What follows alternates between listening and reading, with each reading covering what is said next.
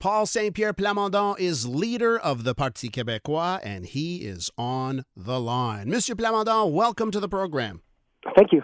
Listen, I've wanted to talk to you for such a long time. You are quite good at getting headlines and getting respect from your peers and getting respect from the media. I see it, right? Pretty much every single day. And I thought it was really interesting yesterday when you bumped into in the National Assembly a guy who might be equally or even better at getting headlines, Denis Coderre. Just tell me about that moment, because that went a bit viral, you and Denis Coderre meeting in the National Assembly. Well, he was right in between the two Salon Bleu and Salon Rouge, so right in the corridor, the place that everybody takes, and he was there talking to all the media. Mm-hmm. And I decided to listen, just stand there as if I was a journalist and just listen to what he has to say, because he's been talking a lot about the PQ and presenting me as a threat. Mm-hmm. So it's always interesting if I just stand there. And I just took a few seconds to the National Assembly, and I wish you good luck in your race for the leadership of the Liberal Party. And I really think that the Liberal Party could use a real race with new ideas, different perspectives clashing. So I wish them as a party, even though they're quite different from the Parti Québecois, I really wish them to have a genuine race that leads to something better for them. Yeah, and it's interesting because I don't know, I kind of felt, and I know there's joking around that kind of stuff, but I felt that Denis Coderre also, you know, the way he talked to you was like, hey, he respects what you've done with the PQ. And I just imagine a world, and I want to know your thoughts on this. How do you view, like, possibly going back to a Quebec where the debate is once again separatist versus federalist? He calls himself Captain Canada. You know, I'd call you a Captain Quebec. So what do you feel about if we end up going back to that type of debate? We're probably already back in that type of debate, and that is triggered by the way Canada, by the way Ottawa has been dealing with Quebec on important issues such as financing our health system. As you know, provinces had all the same demands. In the case of Quebec, it translated into a demand of $6 billion a year. We got $1 billion for asylum seekers. Decisions that were unilaterally made by Ottawa, and that cost around $500 million a year to Quebec. We got $100 million back, but there was more money for Toronto, while Quebec is taking half of the people across Canada in terms of asylum seekers. Mm-hmm. There are so many examples where Canada does not even respect the treaties between Quebec and Canada, does not consult, does not consider Quebec. So, yes, we're back to that step of a conversation about the future of Quebec.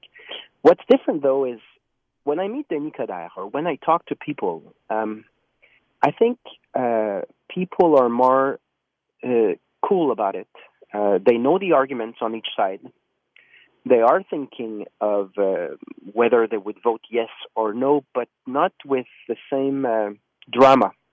And that explains why if I meet Denis Coderre, we disagree, but I'm yet capable of saying, Denis, you're welcome to the National Assembly, and I'm looking forward to debate with you. Mm-hmm. That explains why in Jean Talon, the Parti Québecois has won 44% of the votes, a riding that was traditionally liberal. And I had many people saying, I'm voting Parti Québécois for the first time because you're doing a good job. What you're putting forward is intelligent. It's respecting us. Uh-huh. And if there's a yes and no question, I'm pretty aware of that debate, and I'll take a decision then, but not now. And does that the climate has changed? And you know what? I think you're bang on that. But I wonder if that changes you and the way you speak at times, because, you know, does the word referendum still scare Quebecers? And is that the reason why I hear you say things like popular consultation more and more? Well, I'm not using less referendum. It's the word that everybody knows, but it is a Latin word that comes with a heavy past, because in many elections, people like Philippe Couillard, Jean Charest use that word to scare off people, basically. Mm-hmm. To tell people it's going to be so terrible if somebody asks you a question. And so once in a while, I'll put in popular consultation or popular referendum, just to remind people that it's pretty rare that we ask the population what they actually think, and that a simple question, a clear question that you answer by yes or no, is not the end of the world, whether you intend to answer yes or answer no. And I think the debate is legitimate given the little weight that Quebec has in Canada, given that now a guy like Pierre Poilievre or Justin Trudeau, they don't need Quebec to become Prime Minister of Canada, and that reflects in the decisions in Ottawa. We do not have the balance of power, and many decisions are not in Quebec's interest.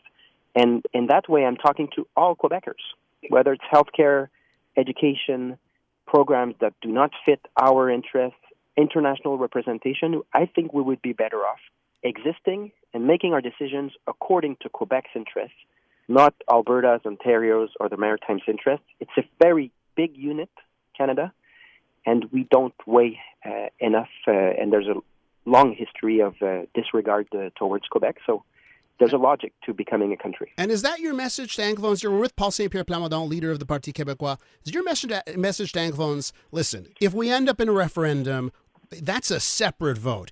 You can vote for me. I'm going to give you good governance. And if we end up at a referendum, you got another decision to make, which is separate from me as premier. I'm not trying to buy off votes from Anglophones. I'm trying to convince them that the society project I'm putting forward is logic and necessary. What we see from the CEQ is they pretended they would get big wins from Ottawa because they had so much weight. They had 90 representatives, 90 seats. The reality is, if I become premier one day, but I don't have the funding in healthcare and education, if we continue sending $82 billion a year in Ottawa for little or no services, there can't be magic for provinces, for essential services.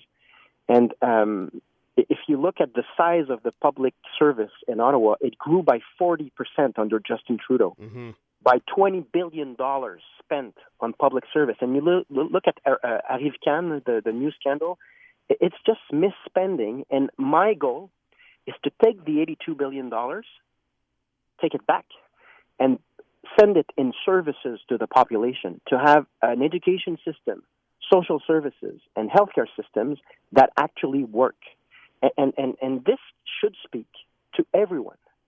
There's a government that is above all governments, that is far from our realities, and in French we say de trop.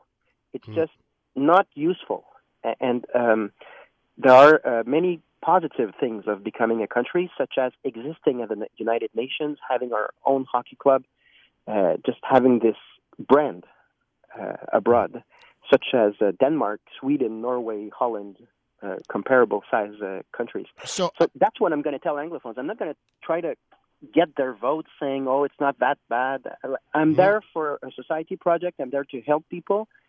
And I'd like as many Anglophones to join us to vote for that project, because we are all Quebecers and we are all suffering from, I think, what is a disregard of Quebec's interests, and half of our tax income going to Ottawa for little or no services. And listen, with that in mind, let's talk about the proposals you're making to Quebecers that are getting a lot of interest. And of course, this week you've got a first-time home buyers plan, which would mean a rebate of 3.5% off the current mortgage rate.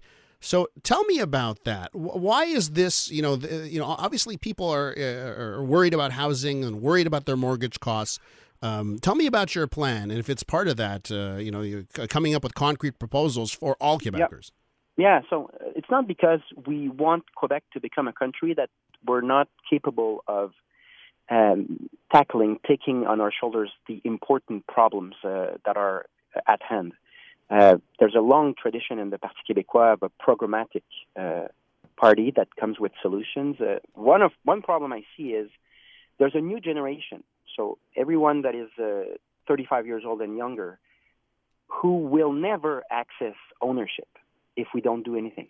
And it's a historic moment, because I've never seen in modern history a generation with such an injustice. Normally, if you work, if you do everything right, you become an owner and you build your wealth. And that's impossible right now. And when we look at what the U.S. and European countries are doing, when we look at what Robert Bourassa, Jacques Parizeau, René Lévesque have done in similar circumstances where the interest rates were very high, you can decide to tell first buyers, so young people or not so young people who want to become owner for the first time, we're going to give you a more interesting interest rate so as to give you a chance to afford to own. You can also bring from 25 to 30 years the length of the mortgage. It's been done in European countries because we don't want people to default.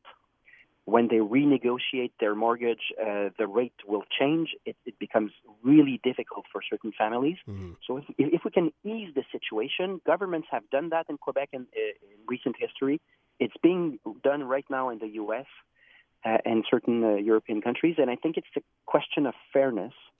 You cannot tell the next generation, we have made so much money over our home that is worth much more right now, but you are never going to access ownership. I don't think we can say that to them. And it certainly is a big issue right now that a lot of people are grappling with. Paul St-Pierre Plamondon, merci beaucoup et à la prochaine.